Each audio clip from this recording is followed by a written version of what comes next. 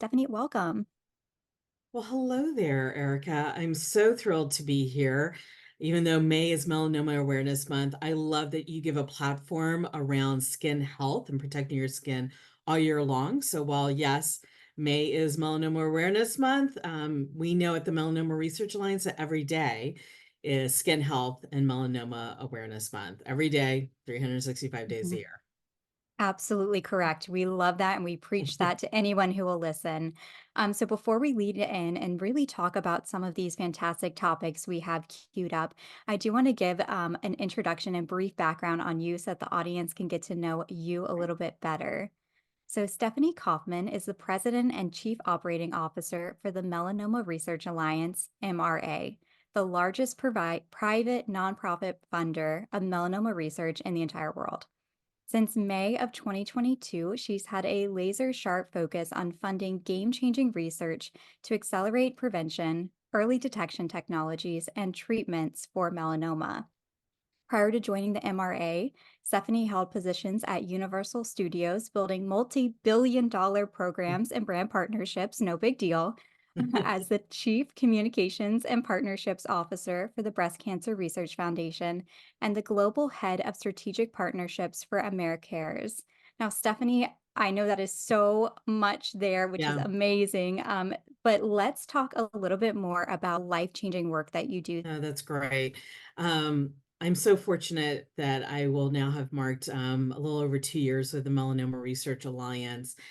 And, as you talked about my background, Hollywood movie executive, putting together global partnership deals for brands who wanted to be placed in movies to, co-marketing opportunities with Universal theme parks, working on films like Fast and Furious. And so a lot of questions I get is, well, how did you go from, a movie executive into the space of cancer research? And I think for a lot of people who make those pivots, it's around kind of, seeing the personal impact that cancer research can have. And one of the things that inspired me to make that shift within cancer research is, particularly with the Melanoma Research Alliance, is skin safety. Skin health has always been something important to my family. Having grown up in Florida, even though I was not one of the kids who, proactively suntanned, if you will. Sun safety was also something really important. But during my Universal days, a dear friend of mine, Charlotte, was diagnosed with melanoma, and it was a spot on her back. She was originally from England, very fair skinned, and saw the spot on her back. Her husband actually noticed it. And unfortunately, by the time it was diagnosed, it had already metastasized to her brain. And we lost this incredible light of just goodness. And she was only 42 years old. And so, I've thought about that. And so I joined the Melanoma Research Alliance, where I'm really proud of the work that we're doing. We are the largest nonprofit funder of melanoma research in the world. We have that laser sharp focus of how do we get funding into the hands of scientists to really have the freedom and flexibility to take them where their ideas are going to lead them, and really create a lot of innovation. In 2007, when the Melanoma Research Alliance was founded, research was stagnant. There were very few Mm. treatment options available, and a patient with advanced melanoma, particularly as it has spread, had less than 10% chance to live. And our founder, Deborah Black, she was diagnosed with a very rare form of melanoma. I'm happy to talk about the different forms of acral melanoma. So that's melanoma that's found either on the palm of your hands or the soles of your feet. And we don't know why acral melanoma occurs, but Deborah realized with her family that she had an opportunity to kind of change the face of what melanoma research meant. So she started this incredible organization to put more funding into research. And as a result of that, here, a little over 15 years later, the scientists and funders that we have provided grant funding to, Melanoma Research funded scientists in collaboration with a whole lot of other people within the melanoma space, have been behind every major breakthrough in melanoma. Today, a patient who is facing an advanced melanoma diagnosis 15 years ago, literally there were no new treatments for them to consider. Today, there's 17 FDA approved treatments for melanoma patients, which is really, really, exciting. Someone who has advanced melanoma, where they were looking at less than a 10% survival rate, those numbers have increased up to over 50%. Obviously, we have a lot more work to do, and we're funding science everywhere. Another thing that I really appreciate about MRA is this notion to open science. So we look at proposals from all over the world, from all different disciplines, to really find who's doing something really interesting and innovative to advance the field. And the fact that we've seen this huge progress in 15 years, we've really helped unleash this revolution in oncology to help not only melanoma patients, but a lot of the treatments that we're seeing in other areas of cancer were tested first in melanoma. So immunology is having impact in prostate cancer, lung cancer, some success in breast cancer. And so every single day we wake up with this idea of research relies on us all. And then how do we give our scientists the capacity to move their ideas forward? How do we collaborate with all organizations, other skin cancer, melanoma nonprofits such as us, the FDA, pharma and biotech? Because at the end of the day, the heartbeat of what we do is for the patients, the community, and their caregivers and their loved ones, so that they can have better outcomes and save their life. Mm. So many good things to give you Yeah, chills as you're just yeah, talking about it. I mean, the progression of it yeah. and everything that we've been seeing over the past couple of years. I know I have had the honor of attending the past two patient exchange forums that the MRA puts on every year, and I learn so much from year to year that has changed and is evolving. And there are so many things to get excited about. There really is. Um, what we're very excited for as we move into the rest of this year, as we are in May Melanoma Awareness Month, MRA is pleased to announce that we are investing $12.6 million in new research grants, across supporting incredible scientists, oncologists, researchers, here in the US as around the globe. And we're funding just this really diverse array of melanoma research. But, some of our key focus areas is how do we advance immunotherapy and treatment options? So I mentioned that number, about 50%. So while half of patients with advanced melanoma are responding well to the treatments that are currently available today, we know that we have a lot more work to do, and that we do have the other half of patients who are not responding to the current treatments that are available to them. So we're looking at how we can explore some new therapies, reduce the side effects to help bridge that gap for those patients who are currently resistant to treatment therapies.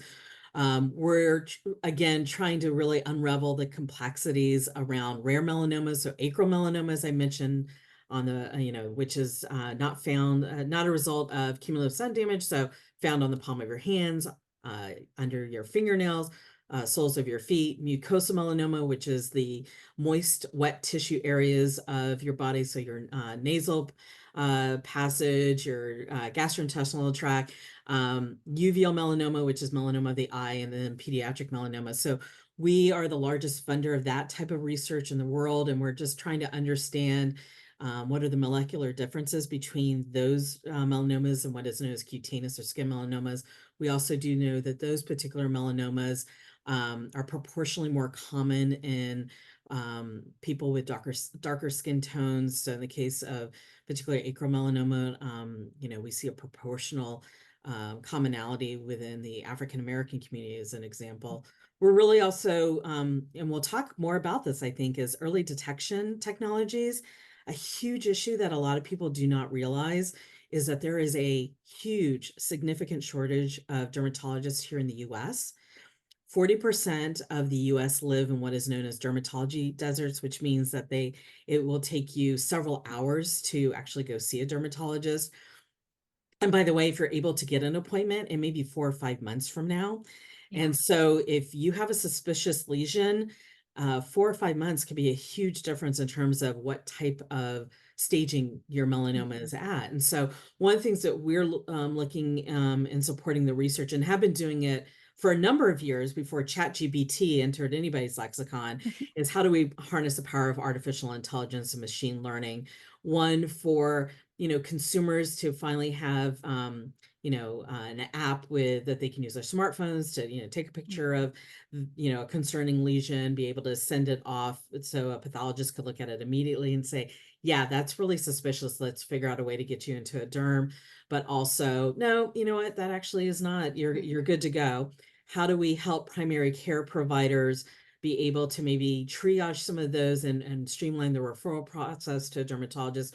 And finally, how do we get dermatologists and pathologists, better tools and technologies to get those diagnoses, quicker, more optimally? So we're excited to continue our investments there. And a huge area is making sure that all skin tones will be Right. recognized by the algorithms, which they aren't today. And then finally, another exciting area that we're seeing melanoma research lead the way is in your microbiome, your gut health. Yeah. And just making those adjustments within your gut health, we're seeing some more effective ways that your immune system can help Mm. respond to your cancer treatment. So we have a huge array of research that we're supporting, and we're so grateful to everyone who has played a role in helping us fund that research for this year. So a very exciting way for us to celebrate and honor May Melanoma Awareness Month.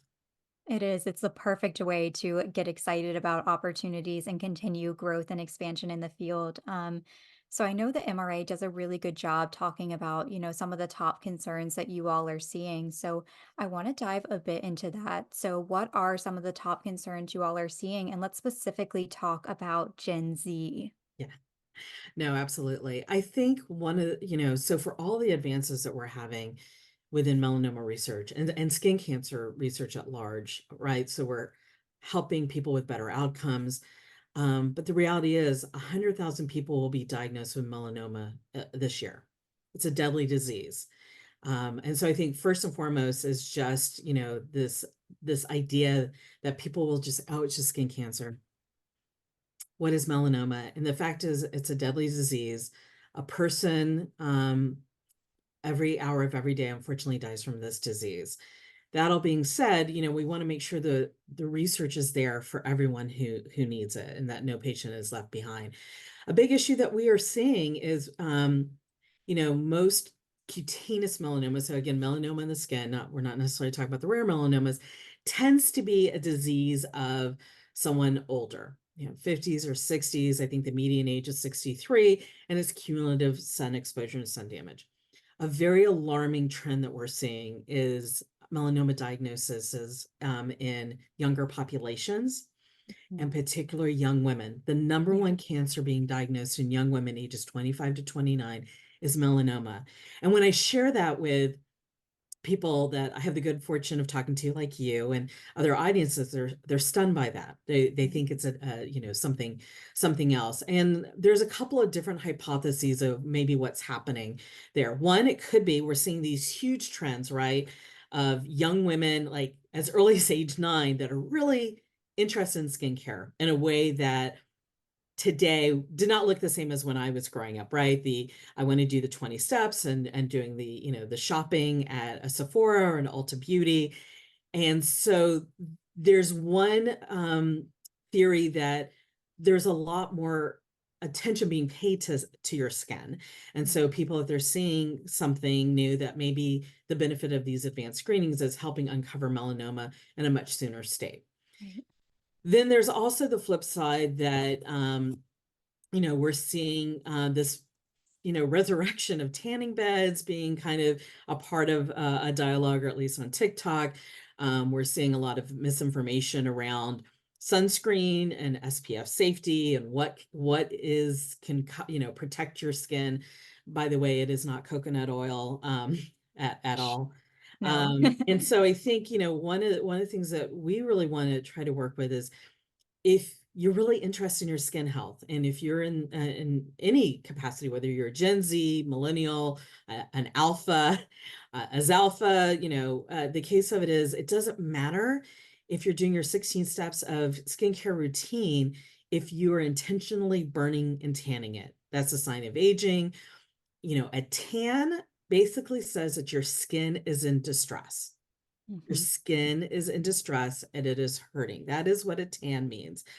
And a really interesting study that came out from the American Academy of Dermatology um, last year was 40% of Gen Z is unaware of tanning risks. 40% of Gen Z just was not aware of what the risks around tanning are. And 59% of Gen Z believes in the tanning myths. So tanning is healthy, you become more healthy. Um, they believe that you need a base tan before you go on Mm, vacation. And obviously, those are not true. To be honest with you, that's not a Gen Z issue. I mean, I still hear that. I'm Gen X and I still hear that within Gen X communities that there is this notion that if I get a base tan, it will protect me from getting a sunburn and nothing could be further from the truth. mhm. Anytime you tan, and we can get into sunburns, you are without knowing, maybe you are distressing your skin, you're harming your skin, you're damaging your skin. And then I think probably the most just really hurts the heart here. 20% of Gen Z believe that getting a tan is more important than preventing skin cancer. It's painful. And I get that there's the mentality, right? We've all been young once, or at least I was, that, you don't think about what that future lies. But I Mm, will tell you, having spent some time with a 22-year-old, incredible young woman who now is dealing with stage 3 melanoma, and it has upended her life in so many right. different ways. Um, I think, we want to help people understand that this disease is definitely deadly. It is a sneaky disease.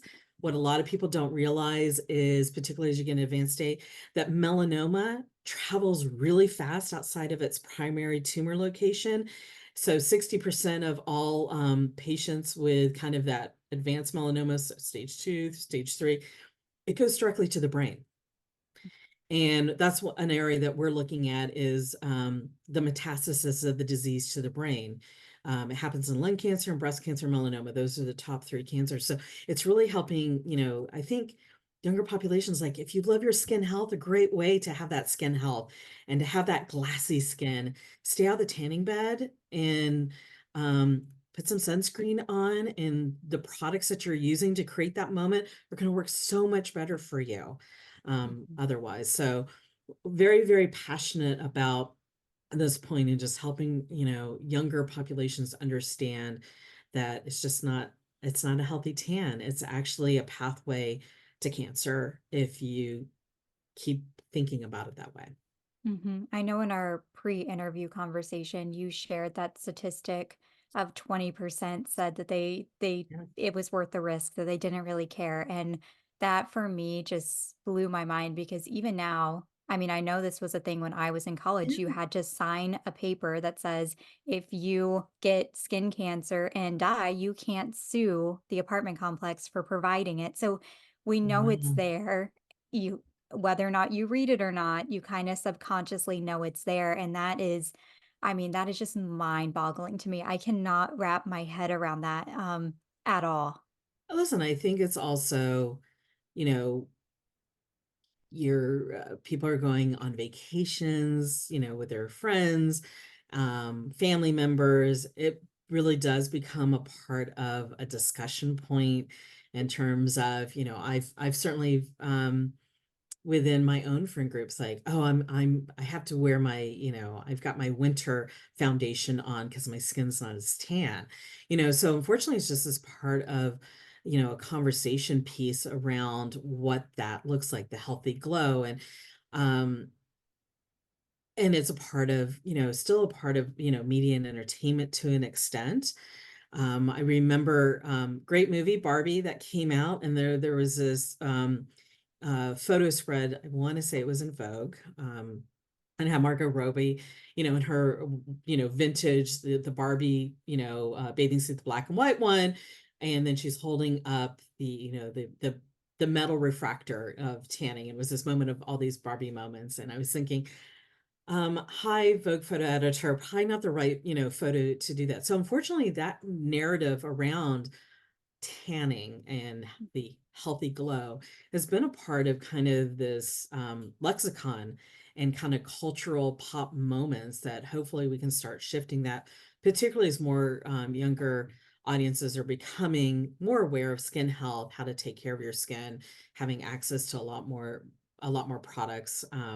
Although when you Mhm. talk to dermatologists, when they're thinking about 9-year-olds, like, no, you do not need, you do not Right, need retinol.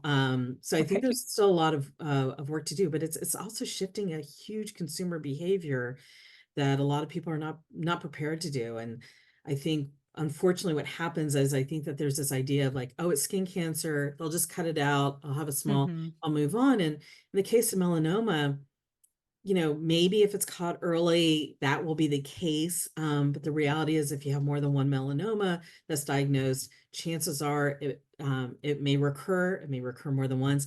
There's huge implications. It's not a painless thing to get it cut out. It's not, you're now having to go to get your body scanned every 3 months. There are financial implications. There's implications from a finance perspective, an insurance perspective, your care, your coverage, your treatment, your caregiving. So there's a lot wrapped around that. And so we'll continue to share the good advice to just really love the skin that you're in. mhm. Yep, that's great advice, and I know so many of those myths that you said about the base tan and about all of those things. I mean, that is what I heard in high school, right? It was, "We're going to the beach." Okay, well, you if you get a base tan before, you won't burn once you go to the beach, you'll just continue tanning. And for me, that's really hard because I don't tan, I burn. So there is no in between for me. It goes straight to lobster red burn.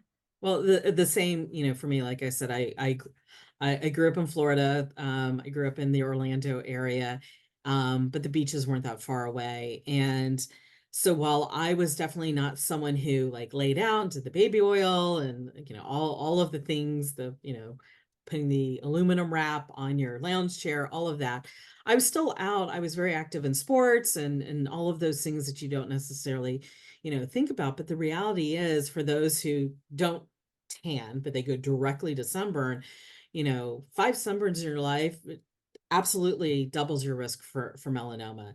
And so even if you have if you find yourself that you've had a sunburn, and sometimes we hear this from our dermatologist, somebody was like, "Oh, I kind of had a sunburn in summer. Can you check my skin and make sure it's okay?" And the dermatologist will tell you, come back to me in 10 years and then I'll let you know if it's okay. It's not the sunburn that you get in this moment.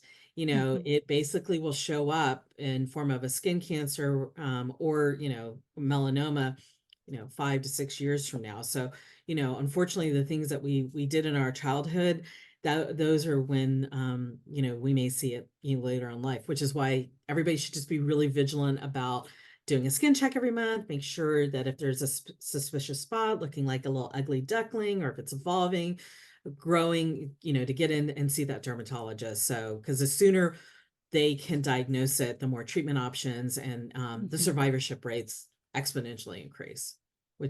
which is good news. It is good news, and I kinda wanna shift to the parents' perspective. So if there are parents listening who are like, "I know my kids are gonna be out all summer at the pool and playing soccer and just outside all day long. How do I keep them safe? What am I supposed to do?" Think that's every parent's thought process, whether it's just, summer recreation, also winter recreation. Everybody thinks that it's just a summer, but in winter, your UV rays are just as intense through, off of snow. But it's hard, right? It's like, trying to get the kids to put sunscreen on. I do think what I've been really encouraged in seeing over the last several years is, if you go to a pool, you see a lot more young kids in rash guards now, and how kind of rash guards has been kind of, like it's done. So I think, just helping kids, like, this is fun. This is so that you're, helping them understand this is so you can have fun, in the sun, and that your skin won't hurt, from that. So I would say a couple of things. Obviously, when it comes to sunscreen, I know that sometimes it can just be challenging. Kids want to just go run and play, go at soccer. But like, hey, this is a way that, in the way that we're going to get you ready for soccer or baseball or swimming, this is a part of what we do to make sure you have the best time ever, and putting on sunscreen wherever possible. I know this is also really hard, but having a hat, wide brim hat are the preference, but having a hat, sunglasses are really important at all levels, UPV protective sunglasses. So those are some of the steps that, parents can try to take. If you're going to the beach, have an umbrella, be Mhm, available. for that to create some, some shade around that. But I would say definitely SPF, and we always recommend SPF that's 30 or higher, and that you don't need a ton of it. It's basically, 2 fingers for your face and your neck, and like a shot glass for the rest of your body. If you're in water activities, we always suggest that you reapply your sunscreen once you get out of water, even if it says water resistant, go ahead and reapply it. And if you're more like just in the sun on, or, regular activities, then we suggest that you reapply your sunscreen every 2 hours. So sunscreen, UPV apparel, there's so many selections now, than even probably, which is what you do, and you do it so well. And giving you those options around just having really great fashion, but it's protecting you from the sun. And then, as I see in the back of your space, a great wide brim hat and some sunglasses. You can be out there and enjoy the sun and be outside. Nobody's saying stay inside. Mhm. Just protect your skin. And there's a lot of different ways to be able to do that. The last thing I would suggest to parents, that in your car, have a sunscreen. Your windshields in your car do not, on the side, do not have the same kind of protective coverage for UVA and UVB rays. So wear sunscreen in the car, believe it or not, or have, protective kind of sunscreens on your car windows for your children. A thing that we see with truck drivers, an example, long haul truck drivers, we see a lot of melanoma on the left hand side of their face and arms, and that's because that's where the sun's coming in. That holds true for just for if you're out there doing, lots of long car rides in a sunny location. Mhm. Yeah, I think that's something that I mean, I personally had to learn a lot about being in the car and sitting near windows, and that's stuff that people aren't typically taught, that you learn that and you're like, "Oh my gosh, I spent 8 hours Yeah, driving to Florida last weekend. I yeah, didn't even think about that." And yeah. it's just little things like that that you really aren't taught, that you kind of learn after the fact and then have to transition your behavior and hope that others learn along the way, but, um On an airplane, a lot of people don't right. realize you're the window seat. And, so you wear sunscreen now, believe it or not, and because of the same issues. And unfortunately, we do see a higher preponderance of melanoma diagnoses with pilots and flight attendants and flight crews, just because, think about it, you're closer. There's a Yeah. lot less, coverage as you get higher up into our atmosphere. And then, so those are small things that even I didn't think about that until I joined the Melanoma Research Alliance. So now, yes, when I'm on a plane, I put my sunscreen, make sure I have my Mhm. sunscreen on. Yep, or even hiking at higher altitudes. I mean, I'm Hiking. an avid hiker, Yeah. and I have never felt the sun as strong as when I was out west last summer. It was a heat and a sun. I mean, I think the UV index was 10 Yeah. every single day. Yeah. And I think the last thing that people not necessarily thinking about, but certainly as our climate does change, and becomes hotter, what happens when people, the temperature rises, right? They are like, oh, I don't want to have, so let me go sleeveless, let me go, so I don't have as much heat bearing moments. And it's just a good reminder that even in that moment of like, you're just trying to get outside because it's too hot in your house, to wear sunscreen, or just, or some protective clothing, and a great hat, just, protect your skin.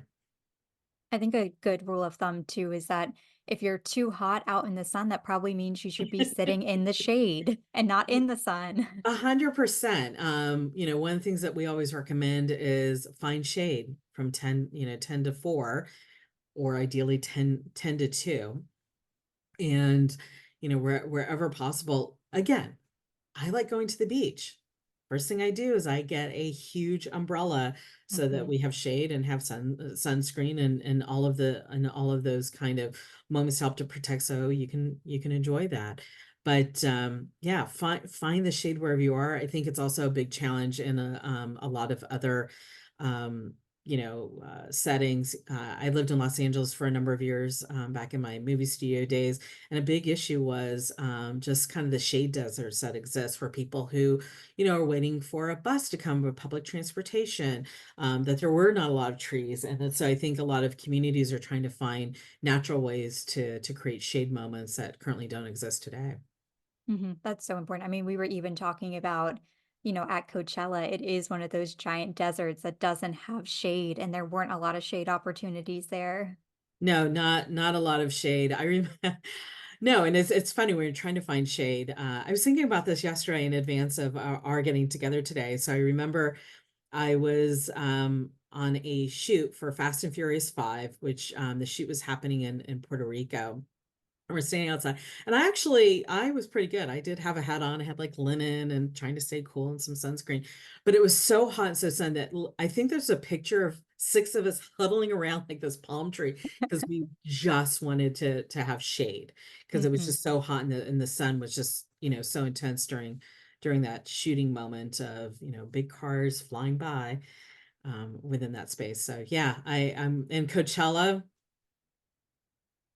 A lot. Yeah. Let's have some sunscreen dispensers and please create some sunshade moments. So maybe that'll Mhm. be the next conversation we can all rally around, enjoy the music, enjoy all of that it is. But yeah, I completely agree.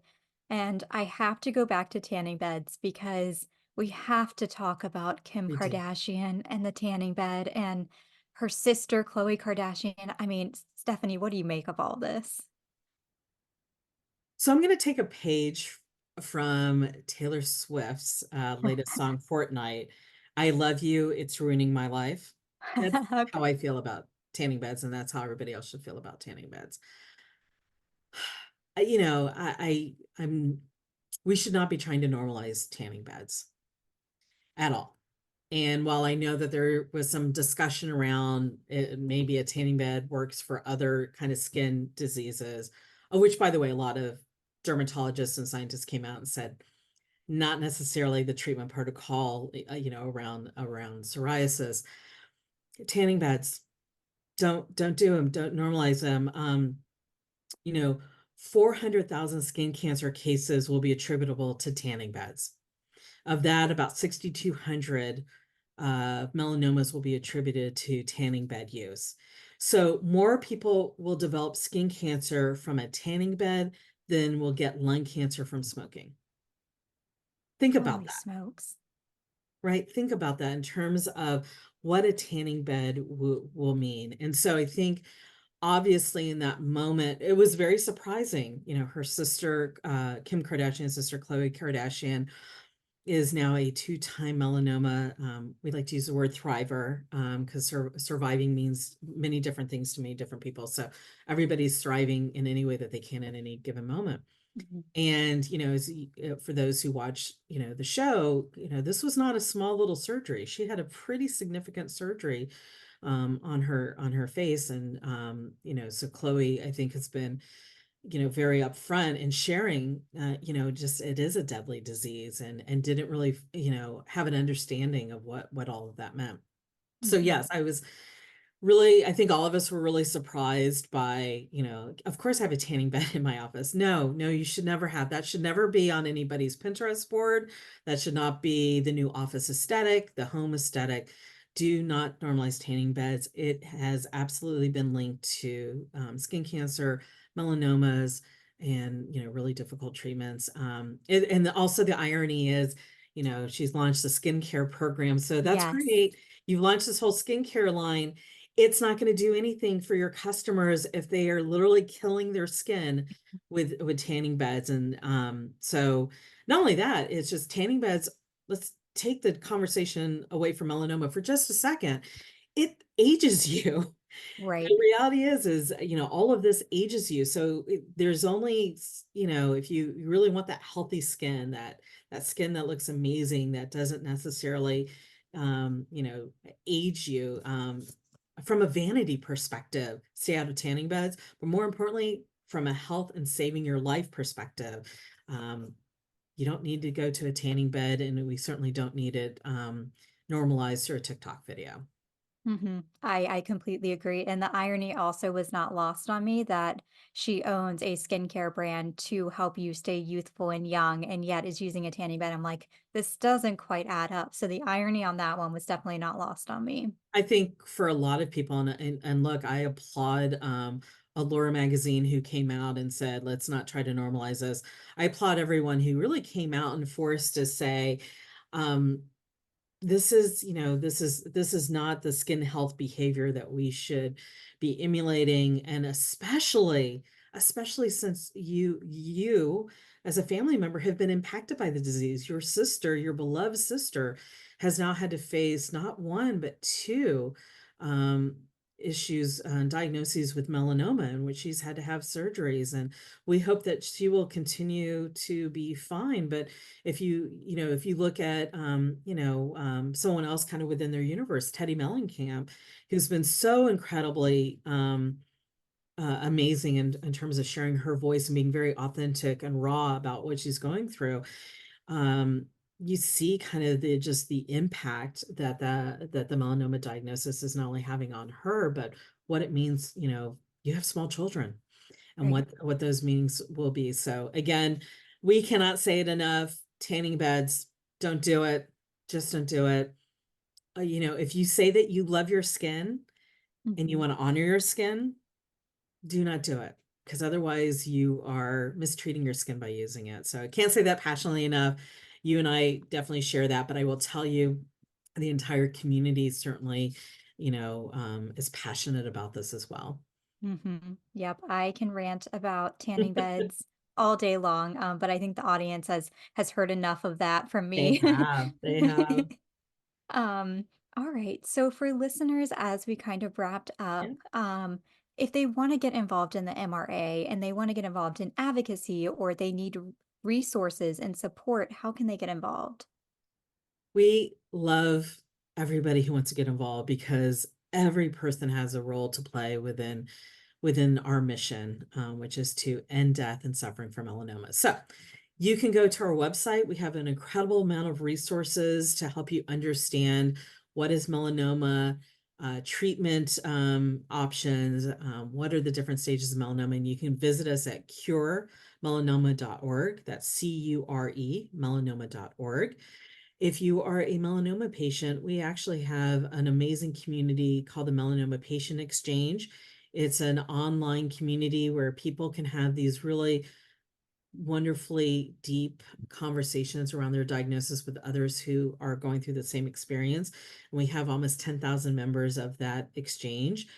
That's also available on our website. If you're looking to understand what clinical trials are available, which, by the way, if you're going through a melanoma diagnosis, you should be asking about clinical trials at the beginning of your diagnosis, not towards the end. We have a completely innovative clinical trial navigator that makes it very easy for you to understand the clinical trials. And then finally, join us on social media. On Instagram, we're at melanoma, and you can get a lot of great content, and share your stories. And if you share your stories and tag us, we'll share them out, because we want people to understand how incredible our community is, that we're all in this together. So curemelanoma.org, join us on social media, and certainly, make your voice be heard, because that's how change happens, and that's how we advance Mhm. science, and that's how we advance, at the end of the day, those collaborations that really prioritize every single person who's been impacted by this deadly disease. And we cannot thank you enough for giving us this platform, to share our mission, our work. And then, just at the end of the day, we want people to live their best lives, have healthy lives, and enjoy the skin and honor the skin that they're in. Yep, I love that. And we will add all of those in the show notes. Right. These are fantastic resources for everyone to check out. And don't be shy about reaching out and sharing your story. We love to hear it, and the MRA loves to share it. Um, but Stephanie, thank you so much for your time. I so appreciate it. Erica, thank you as always. You are such an incredible voice in this space, and we're just proud to be partners with you in so many ways. So thank you, and stay sun safe, and enjoy the rest of May Melanoma Awareness Month.